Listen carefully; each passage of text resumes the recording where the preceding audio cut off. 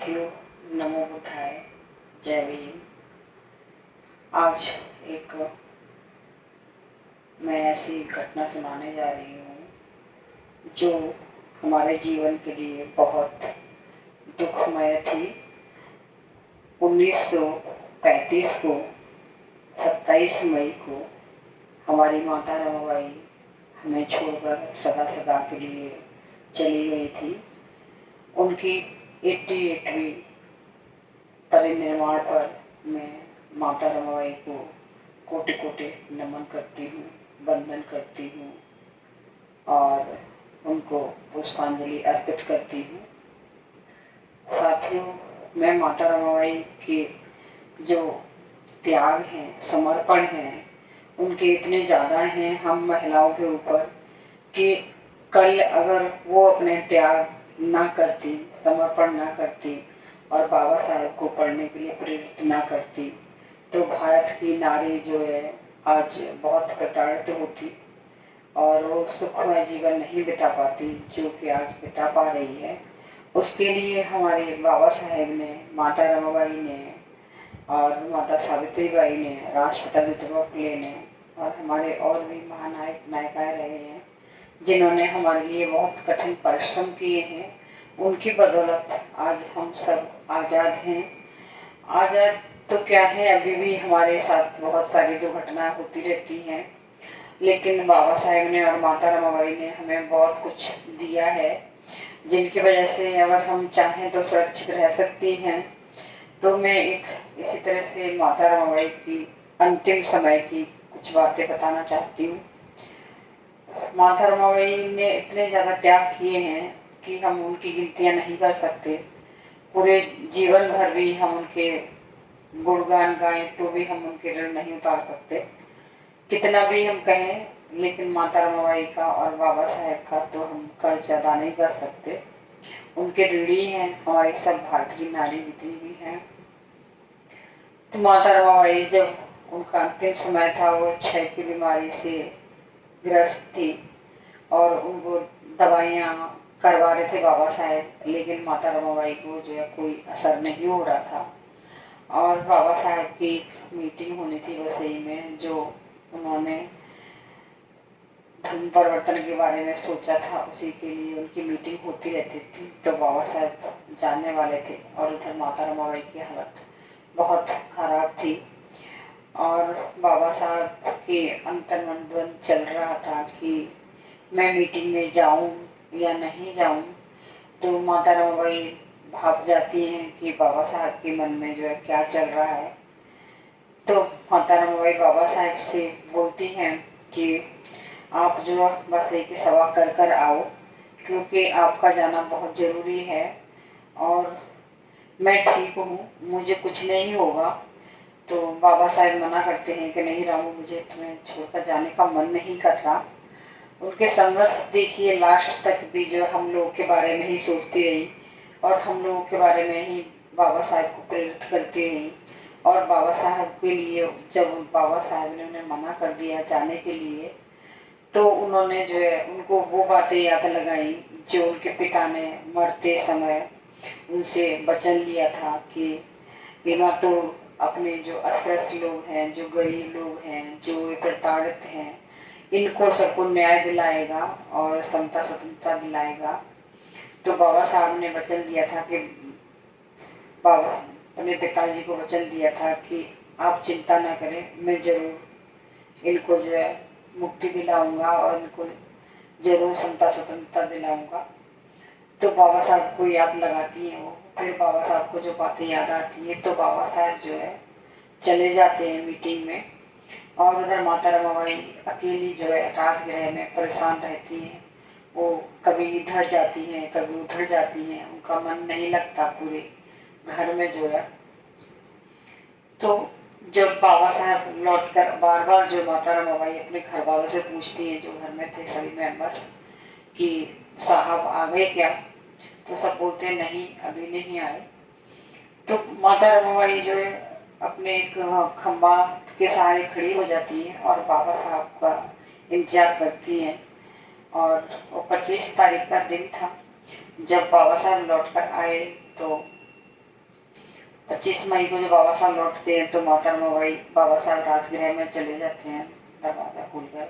तो माता रमाबाई जब सहारे से चलती थी, बिना सहारे की वहाँ पर जाती और बाबा साहब का हालचाल पूछती हैं। और बाबा साहब कहते हैं, रामू तुम आराम करो, तुम यहाँ पर क्यों आई हो? तो कह रहे नहीं, मैं जब तक तुम्हें नहीं देख लेती तब तक जो है मुझे आराम नहीं मिलता। और जबकि उनकी तबीयत इतनी खराब थी कि वो चलने फिरने में बिल्कुल असमर्थ थी।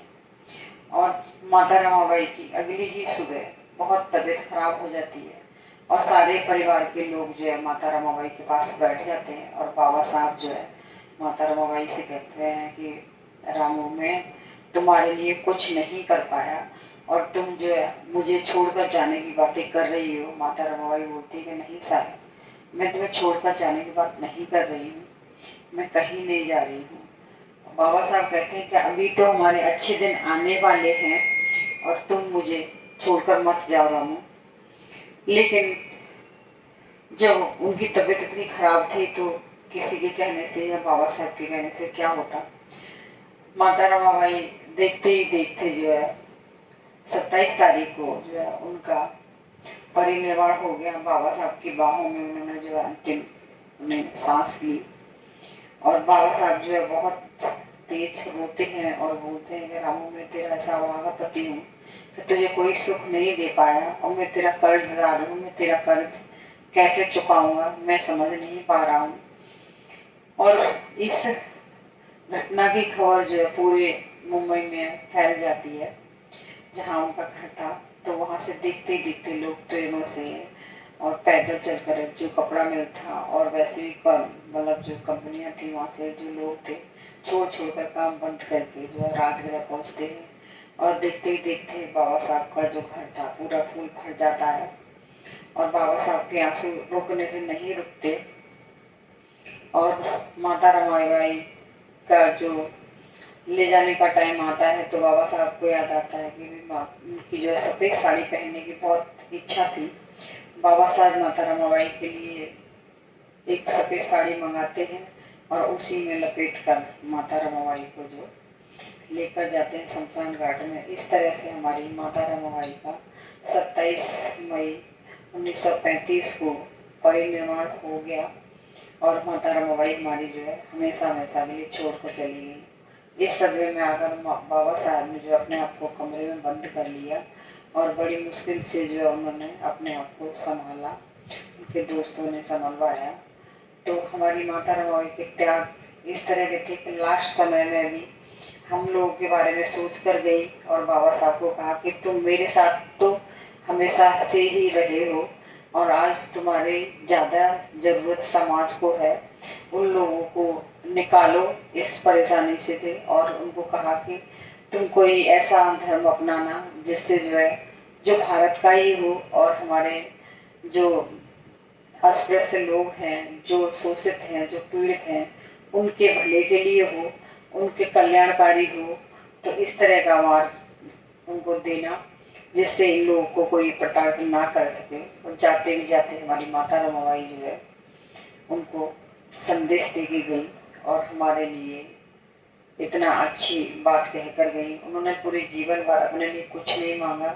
इसी तरह की एक छोटी सी घटना और मैं इसमें शामिल करती हूँ कि माता रमाबाई अपने जब बाबा साहेब लंदन से बैरिस्टर की डिग्री प्राप्त करके आए थे तो उन्होंने उनके जो भाई थे बालाराम और आनंदराव, और बालाराम जी ने जो उनके लिए एक पूरे परिवार के लिए कपड़े खरीदे थे और माता रमाबाई को जो है पैसे दे दिए कि तुम जाओ अपने लिए कपड़े खरीद कर लाओ। और माता रमाबाई जो है कपड़े ना खरीद के लेकर आई और वो जानते हो क्या लेकर आई, उनके त्याग देखो, कितनी करुणामयी थी, कितनी दयावान थी, कितनी उनके अंदर ममता भरी हुई थी सभी के प्रति।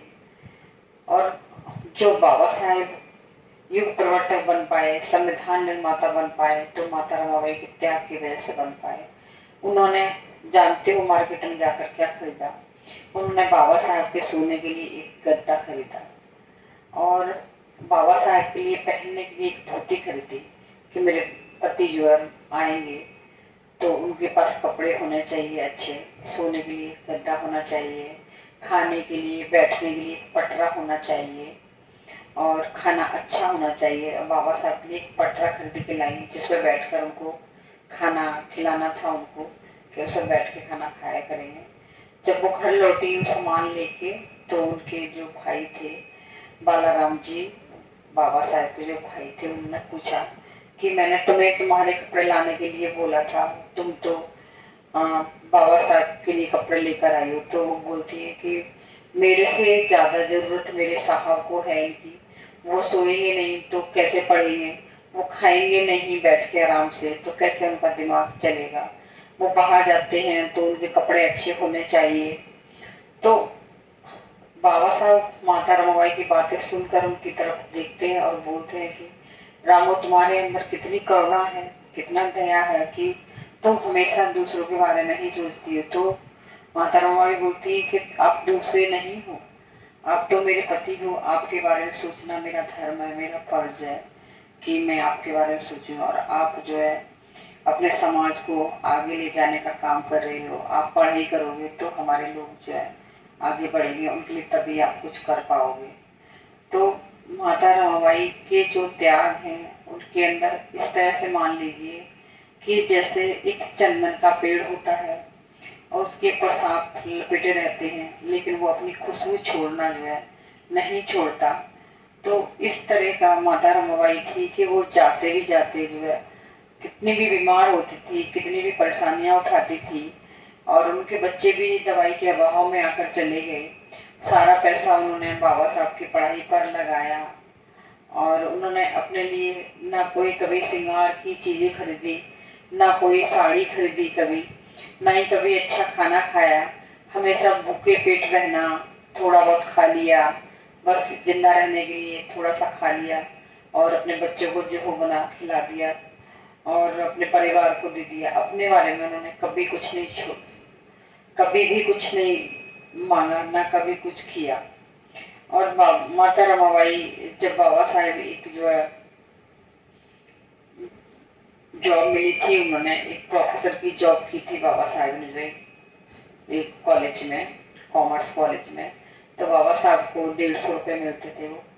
तो बाबा साहब ने माता रमाबाई को 50 रुपये देते थे खर्चा चलाने के लिए। माता रमाबाई बड़े ही धैर्य के साथ उन 50 रुपये से खर्चा चलाती थी और उन पैसों को जो है वो एक पुड़िया बांध लेती थी बना के 1.5 रुपये की, और 1.5 रुपये के हिसाब से जो पूरे महीने का खर्च चलाती थी वो।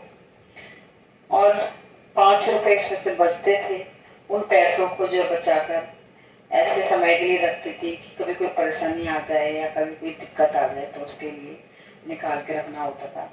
और मजाल क्या, जो उनका जो 1.5 रुपये था उससे ऊपर कभी भी खर्चा अपना जाने नहीं देती थी। उसको पूरा करने के लिए वो गांव से उपले लेकर आती थी, फिर बेचती थी और बचे हुए उपलों से अपने घर का खाना बनाती थी। तो इस तरह का त्याग था हमारी माता रमाबाई का। और जो पैसे बचे थे वो भी अपने अपने पति के लिए पढ़ाई में भेज देती थी। तो इस तरह का त्याग हमारी माता रमाबाई ने किया जो कोई नहीं कर सकता। आज की नारी तो सिर्फ अपने लिए ही सोचती है, अपने परिवार के बारे में सोचती है, लेकिन जो माता रमाबाई ने सोचा तो सिर्फ आने वाली, जैसे आज हम जो जी पा रहे हैं, आज हम पढ़ पा रहे हैं, आज हम जो भी कुछ कर पा रहे हैं तो उनके त्याग की वजह से है। क्योंकि अगर वो बाबा साहब को ना पढ़ने देती तो बाबा साहब संविधान ना लिख पाते, बाबा साहब युग प्रवर्तक ना बन पाते, बाबा साहब हिंदू कोड में ना लिख पाते, उनके पास डिग्रियां नहीं होती। अगर माता रमाबाई अपने बच्चों की कुर्बानियां ना देती या माता रमाबाई अपने त्याग ना करती तो हमारे बाबा साहब मसीहा जो पढ़ नहीं पाते, और बाबा साहब से बहुत सारी चीजें वो बताती नहीं थी जितने दुख दर्द में रहती थी। इस तरह का त्याग समर्पण था हमारी माता रमाबाई का। मैं और मेरा पूरा परिवार जो है बाबा साहेब के और माता रमाबाई के ऋणी हैं। हम कभी नहीं भुला पाएंगे कि हमारी माता रमाबाई ने हमारे लिए कितने त्याग किए और कितने समर्पण किए, तब जाकर हम जो है आज कुछ हैं, आज हमारे पास घर हैं, आज हमारे बच्चे पढ़ रहे हैं, आज हमारी बेटियां अच्छी डॉक्टर इंजीनियर हैं, आज हमारे बच्चे भी अच्छी पोस्टों पर हैं, हमारे हस्बैंड भी अच्छे कमा रहे हैं। और इसी तरह से अगर प्रेरणा लेके माता रमाबाई से जो और भी लोग हैं वो हमारी बहनें आगे आ सकती हैं, समझ सकती हैं कि पैसा मायने नहीं रखता। अगर किसी के अंदर जिज्ञासा हो, किसी के अंदर पढ़ने की इच्छा हो तो वो आदमी जो है आगे बढ़ सकता है, क्योंकि बाबा साहब के पास ज़्यादा पैसे नहीं थे। हमारे जितने महापुरुष रहे हैं तो उन्होंने जितने भी आगे बढ़ाया है कारवां, तो पैसे से नहीं बढ़ाया उन्होंने, अपनी जो उनके पास ज्ञान था, ज्ञान के बल पर। तो जो भी हमारी महिलाएं पढ़ना चाहती हैं, जो शिक्षित होना चाहती हैं, शिक्षित होकर ही वो कुछ कर सकती हैं। उसके लिए हमें हमारे महापुरुषों को पढ़ना बहुत जरूरी है। शिक्षा के साथ साथ हमें जमीनी तौर पर जुड़े रहना बहुत जरूरी है, कि हम जब अपने महापुरुषों को पढ़ेंगे तो हम दूसरों को बता पाएंगे, और हम जब अपने बच्चों को बताएंगे तो हमारे बच्चे अपने बच्चों को बताएंगे। एक महिला जागरूक होती है तो वो 2 परिवारों को जागरूक करती है। एक जेंट्स जागरूक होता है तो वो अपनी महिला तक को आके नहीं बता पाता कि उसने क्या सीखा और क्या किया, लेकिन महिला का जागरूक होना बहुत जरूरी है। तो मैं सभी बहनों से कहती हूँ कि बाबा साहब जैसे बोलते थे कि जिस समाज की महिला जागरूक होगी, पढ़ी लिखी होगी, मैं किसी समाज की तरक्की उस समाज की महिलाओं से मापता हूँ। तो हमें वही महिला, उसी तरह की बेटी बनना है और उसी तरह से हमें काम करना है। बाबा साहब की बताए गए मार्ग पर चलना है, अपने महापुरुषों की विचारधारा को आगे बढ़ाना है। सभी से मेरा यही निवेदन है कि माता रमाबाई की जो बलिदान थे, त्याग थे, उनको व्यर्थ न जाने दें, और उनकी जो है त्यागों को, और बाबा साहब के जो संघर्ष थे, एक एक संघर्ष जो उन्होंने एक एक जो निर्णय लिया, बड़ा सोच समझ के लिया। तो एक निर्णय आदमी की जिंदगी बदल देता है। तो आप आज से ही अपने निर्णय लीजिए, हर चीज का संकल्प कीजिए कि आज हमें क्या करना है, कल हमें क्या करना है। रोज एक संकल्प लीजिए, जो आप पूरा कर सकते हैं उस संकल्प को आप लीजिए। और इसी के साथ जैसे बाबा साहब की एक बात बताऊंगी मैं, जो हमारे ऊपर बहुत ज्यादा वो है कि ये रुतबा मेरे शीश को, ये रुतबा मेरे शीश को मुझे मेरे बाबा साहब के संविधान से मिला। ये रुतबा मेरे शीश को मुझे मेरे बाबा साहब के संविधान से मिला। औरों को मिला होगा, मुकद्दर से मिला होगा, लेकिन मुझे तो ये मुकद्दर भी मुझे बाबा साहब के लिखे हुए संविधान से मिला। मुझे मेरे बाबा साहब के लिखे हुए संविधान से मिला। जय भीम, नमो बुद्धाय।